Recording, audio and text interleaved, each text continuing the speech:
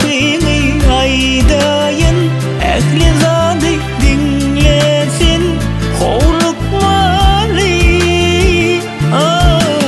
Başlalı, baştan barını koşmalı, hiçbir adamı taşlalı, ayınla barını.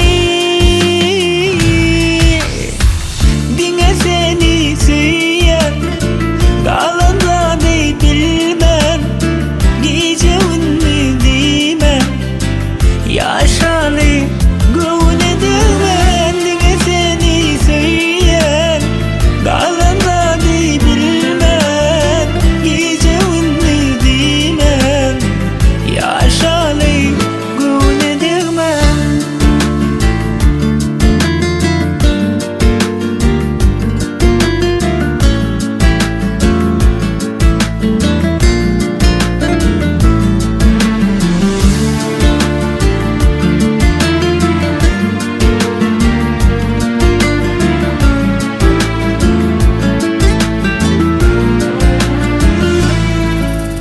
Sen unutturdun dertlerimin barını, yine de şükür ediyen sevginin varlığı. Sen olmasan kalar buyruğun darlığı, var yan yanına sen dünyamın soğudu. Ben geldim, aç kapını aydayın, ehli zadi dinlesin horlukmalı.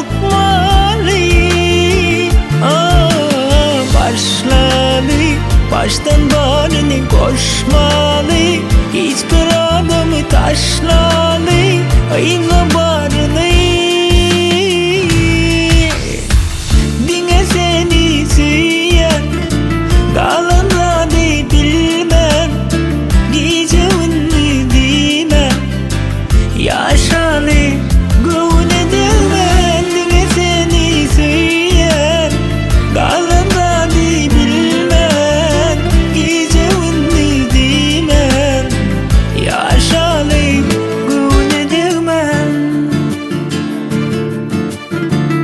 Sen unutturdun dertlerimin barını, yine de şükür edeyim sevginin barlığı.